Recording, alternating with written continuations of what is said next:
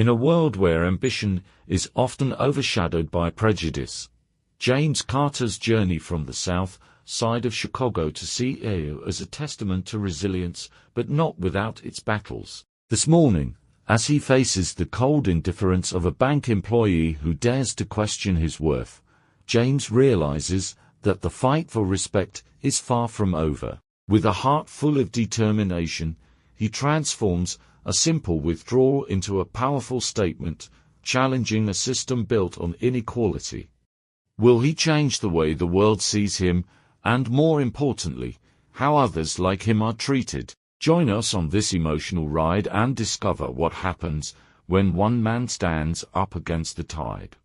Share your thoughts in the comments below. Which city are you watching this from, and how do you relate to James's fight? Don't forget to subscribe for more stories that matter. James Carter sat at his kitchen table, staring at a pile of paperwork that felt heavier than any burden he had carried before. The morning light pushed reluctantly through the blinds, casting long shadows over the bills and documents that seemed to mock him. At 42 years old, James was supposed to have made it. He was supposed to be the kind of man who walked into a room and commanded attention, the kind of man people respected not because they had to, but because they wanted to. But life had a cruel sense of humor. Just when you thought you had conquered it, it had a way of reminding you where you came from, dragging you back to the very place you spent years trying to escape. James wasn't born with wealth. He wasn't handed an empire or given a seat at the table. He had clawed his way out of the rough streets of Southside Chicago, where dreams either grew teeth or got eaten alive. His father, a steel mill worker, spent his life breaking his back for a company that discarded him like garbage when he dared to speak up about unsafe working conditions. You have to be 10 times better than them, his father used to say, not twice, 10 times, because they'll never let you forget who you are. Those words were branded into James's soul, driving him to push harder, to rise higher. And he did. He built himself into a man no one could ignore. But no matter how high he climbed, the world had a way of testing him. And today, the test came in the form of a visit to one of his own bank branches. Not as the CEO, not as the powerful man in a suit with a chauffeur waiting outside, but as just another customer. He had heard the whispers, complaints about this particular branch treating certain customers unfairly. Long wait times, dismissive staff, and, worst of all, cases of outright discrimination. James needed to see it for himself. He threw on an old leather jacket, a worn-out baseball cap, and stepped out the door, unaware that what was about to unfold would shake him to his core. When he entered the bank, he felt it immediately, that cold, invisible force that told you weren't welcome. The air was thick with silent judgment. The staff, mostly white, barely looked up as he walked in. The marble floors gleamed under the fluorescent lights, but the atmosphere was anything but inviting. James approached the counter, keeping his head low. He wasn't here to cause a scene, not yet. The teller, a man in his mid-30s with the smug arrogance of someone who peaked in high school, barely hid his disdain as he looked James up and down. His name tag read Mike. James had dealt with men like him before, the kind who thought power came from a polyester name badge and a cheap suit. "Can I help you?" Mike asked, his tone drenched in boredom and impatience. "Yes," James replied evenly. "I'd like to withdraw $5,000 from my account." Mike raised an eyebrow, leaning back slightly, as if James had just asked to borrow his car. "Do you have ID?" James handed over his driver's license and bank card, watching as Mike took them with deliberate slowness, his fingers moving like molasses across the keyboard. A few agonizing moments passed before Mike frowned and slid the cards back across the counter. "Yeah, we can't do that," he said flatly. James blinked. "Excuse me. We don't have that kind of cash on hand." Mike shrugged. "You'd need to put in a request, And even then, we'd have to verify certain things. James's jaw tightened. Certain things, he repeated, his voice dangerously calm. Mike smirked the kind of smirk that made your fists itch.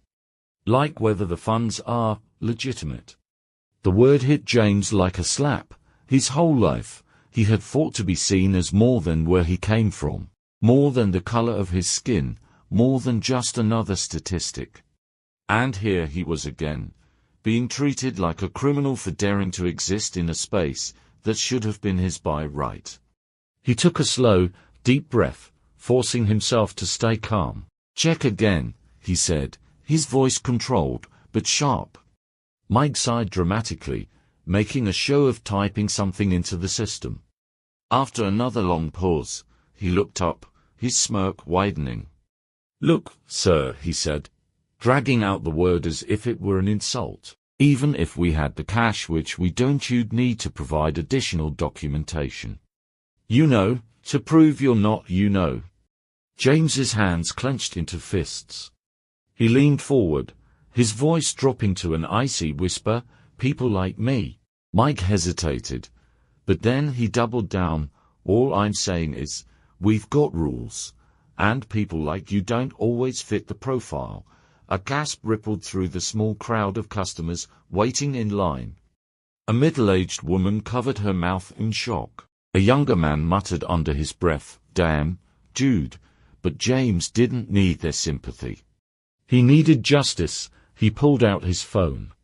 "All right, Mike," he said, a wicked smile creeping onto his face. "Let's see how far this goes." Mike's confidence faltered for the first time. "Wait, you really calling someone?" "Oh, I'm calling," James said, his voice laced with quiet power. "And don't worry, it's not the Pope." Within minutes, the regional manager, David Reynolds, stormed through the doors, his face pale as he locked eyes with James. "Mr. Carter," he stammered, his voice filled with dread. "I didn't realize you were visiting today."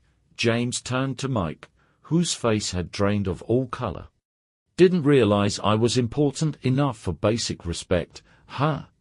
He let the words hang in the air before addressing David. "Your staff needs retraining, effective immediately." David nodded so fast it looked painful. "Absolutely, sir." "And Mike," James said, his voice cold as steel, "he's fired." "Effective immediately." Mike opened his mouth to protest, but David was already turning to him. "You heard him, my office now." As the doors swung shut behind Mike, James turned to the crowd of customers and employees who had watched everything unfold in stunned silence. "I know what you're all thinking," he said, his voice calm but commanding. "Who is this guy? Why did he make such a big deal over a withdrawal?" He let the tension build before delivering the final blow. "My name is James Carter," he said, his voice echoing through the bank. "And I don't just bank here. I own this entire damn place." The room erupted in gasps. A woman whispered, "Oh my God." A man chuckled in disbelief. Others just stood there, stunned, as realization crashed over them like a tidal wave. James let the moment settle before continuing. "This isn't just about money, it's about respect. It's about making sure every single person who walks through these doors is treated with dignity." He turned back to David. "You're going to audit this branch top to bottom. And every single complaint that's ever been made, I want it on my desk." "Yes, sir," David said quickly. James looked back at the crowd. "If anyone here has ever been mistreated by this bank, I want to hear about it today, and I promise you it will be handled." A woman near the front stepped forward, her voice trembling. "Thank you. You don't know how much this means to us." James looked at her, his expression softening. "I do," he said simply. And with that, he turned and walked out, leaving behind a room full of people who would never forget the day James Carter, the CEO, they didn't even recognize, walked into their bank and changed everything. Ryan Harper sat in his car on a cold, rainy night, gripping the steering wheel tightly. Raindrops slid down the windshield, mirroring the turmoil inside him. His hands trembled as he pulled out his phone, staring at the contact name on the screen. Mark. He took a deep breath, his chest tightening with emotions he had long ignored. He dialed the number, but just before the call could connect, he hesitated and ended it. His heart pounded, his mind drowning in memories he wished he could erase.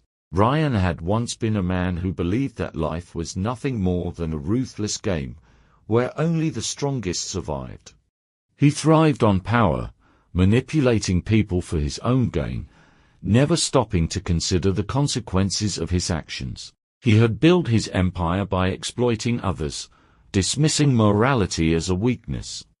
In his world, emotions had no place until the day fate forced him to confront the weight of his sins.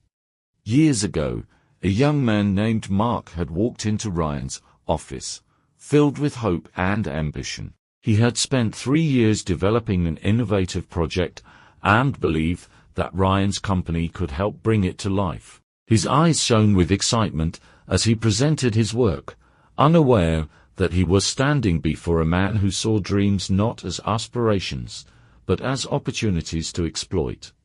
Ryan had skimmed through the project, recognizing its potential immediately. But instead of supporting Mark, he did what he had always done. He took advantage of the situation. With a smirk, Ryan informed Mark that the project now belonged to his company. His words were sharp, cruel, devoid of remorse. Mark's smile faded, his face turning pale as he processed what was happening. Desperation filled his voice as he pleaded for fairness, reminding Ryan that this was his dream, his hard work. But Ryan simply leaned back in his chair, a cold glint in his eyes, and told him that the world didn't care about dreams, it only cared about power. And Mark had none. He was fired on the spot, discarded like a broken tool. As Mark walked out of the office, shattered and defeated, the people around him remained silent. They knew the truth, but feared speaking out. They had seen others fall before, and they knew that in Ryan's world, fairness was an illusion. He was untouchable, or so he thought. For years, Ryan continued his reign, believing himself to be invincible. But fate, as always, had other plans. Mark, despite being crushed, refused to give up. After struggling for years, he finally found an investor who believed in his vision. Slowly, but surely, he built his own company from the ground up. His innovation, the same one Ryan had stolen, became a revolutionary success, but this time, under Mark's name. The tables had turned. Ryan's empire, once mighty, began to crumble. His unethical practices caught up to him, and his business faced a steep downfall. Investors pulled out, employees abandoned ship, and one by one, his allies disappeared. The same power he had once wielded so mercilessly was now slipping through his fingers. But nothing shook him more than what he learned about Mark's life after he had destroyed his career. Mark had struggled beyond what Ryan could have ever imagined. With no job, no opportunities, and a tarnished reputation, he had hit rock bottom. And the worst part, Ryan had ensured that no company would hire him. He had blacklisted Mark's name, leaving him stranded with nowhere to go. For years, Mark lived with nothing but pain, humiliation, and the constant burden of knowing his dreams had been crushed by a man who never even looked back. Ryan had never thought about the consequences of his actions until the day he saw Mark's emotional interview. He watched as Mark recounted his story, his voice filled with the raw agony of betrayal. The weight of guilt crashed over Ryan like an unstoppable wave. He had always believed that power made him untouchable, but now, for the first time, he realized that true power wasn't about destroying others, it was about lifting them up. And he had failed. Now, sitting in his car, Ryan stared at Mark's name on his phone, battling the regret that had been eating away at him. he finally gathered the courage to call. The phone rang once, twice, 3 times. And then, Mark declined the call. Ryan exhaled sharply, his hands shaking. Some wounds never heal, some mistakes can never be undone. As the rain poured heavier outside, Ryan lowered his head, finally understanding the painful truth. He had spent his life chasing power, but in the end, he had lost something far more valuable: respect. Redemption was out of his reach, and no amount of regret could ever bring it back. Life has a way of turning the tables. The pain we inflict on others always comes back, often when we least expect it. Ryan once believed he was untouchable, but now, he was just a man drowning in his own guilt, realizing too late that no amount of wealth could ever buy back a lost conscience. The clock struck midnight, and Emily sat alone in the dimly lit hospital corridor, her hands clasped tightly together. Her heart pounded against her chest as she stared at the closed door in front of her. Inside that room, her father was fighting for his life, and she could do nothing but wait. Tears welled up in her eyes, but she refused to let them fall. She had spent years being strong, but now she felt helpless. She had never imagined that life could change so drastically in just a matter of days. A week ago, everything had been normal. Emily's father, Richard, was a hard-working man who had spent his entire life providing for his family. He had built his small business from the ground up, working long hours and sacrificing his own happiness to ensure that his wife and daughter never had to struggle.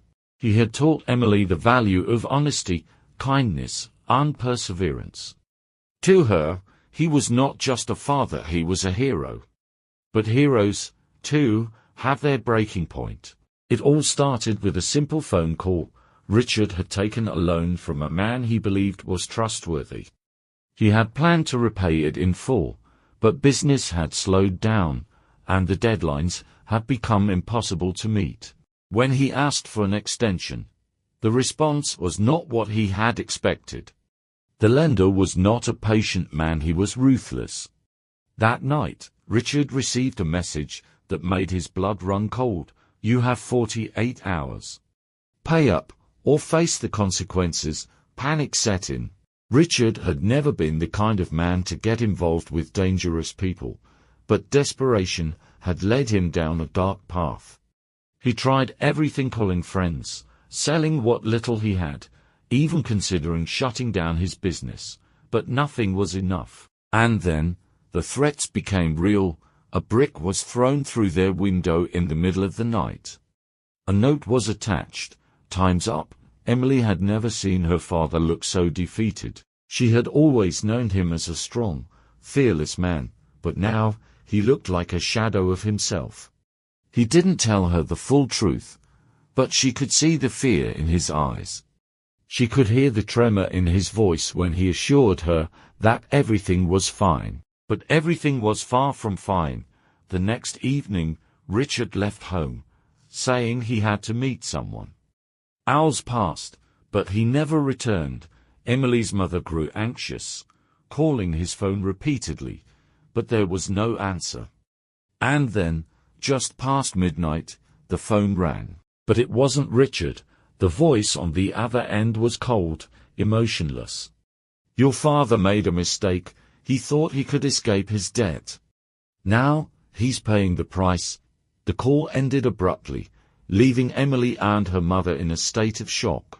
They rushed to the police, but before any action could be taken, another call came. This time, it was from the hospital. Richard had been found unconscious in a deserted alleyway, bruised and barely breathing.